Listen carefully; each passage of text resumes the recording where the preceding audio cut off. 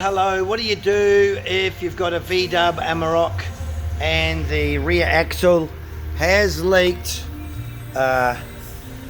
oil all over the brake shoes and all through the drum?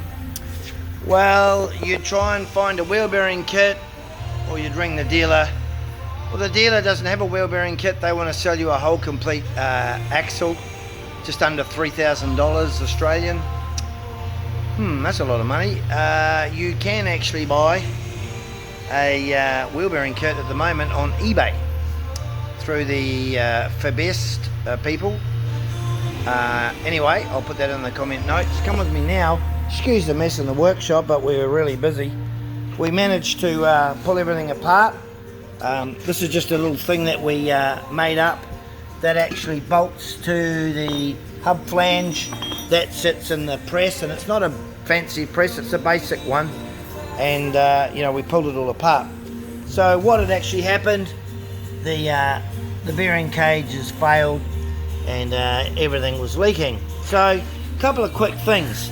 In the new kit you get a couple of nuts that hold everything together. We just cut ours off. You might think that's rough as guts. Well, time's not on our side today. Two nuts, you only need one. One is a left-hand thread, one is a right-hand thread. The right-hand thread, the conventional thread, is for the driver's side, yeah? The left-hand thread is for the passenger side. Well, we're only doing the driver's side, so we don't need that. Okay, you might say, does the ABS tone ring come? Well, you think that's just a seal.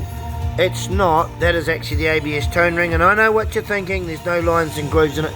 That's it. That's how it comes. It gets pressed on. There's the new bearing. Just make sure, there's the inside of it with the seal.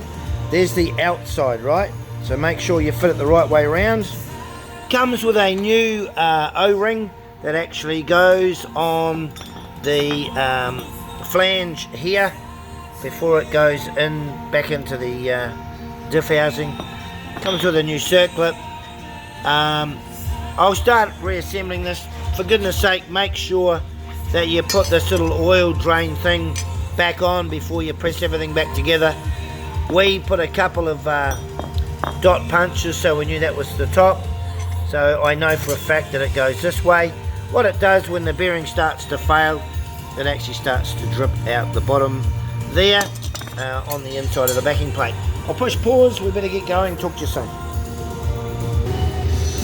So just make sure that once the bearing's in, that silver bit is facing out towards the brake shoes, and that goldy coloured bit in there is facing inwards towards the diff, yeah?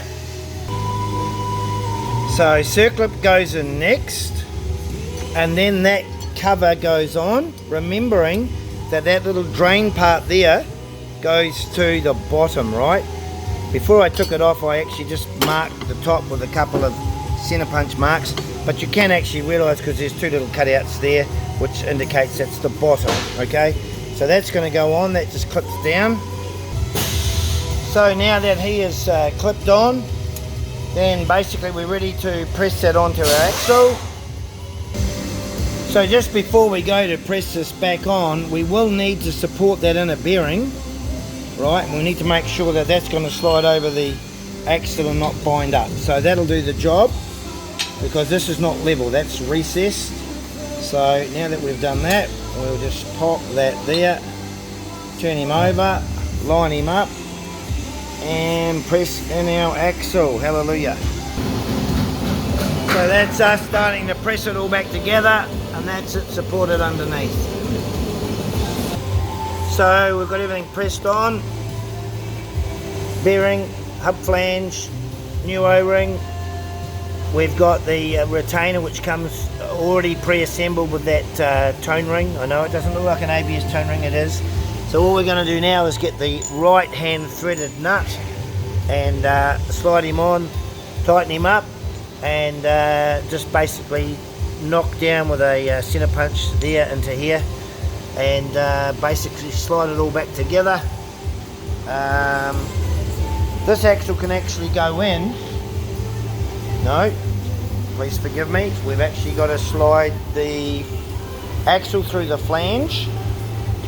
The backing plate, what am I saying? We've got to slide the axle through the backing plate. This backing plate is only held on with one bolt, just in here.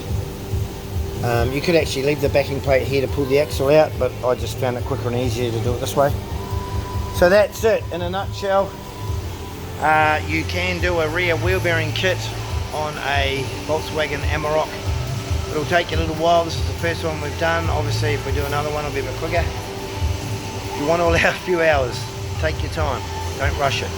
We're already saving this guy thousands of dollars by him not having to buy a whole axle, because at the moment Volkswagen dealership, no wheel bearings, no parts, no hubs, no whole axle. Yeah. Anyway, gotta go. See you later. See you later. Did I say see ya? Yeah, see ya.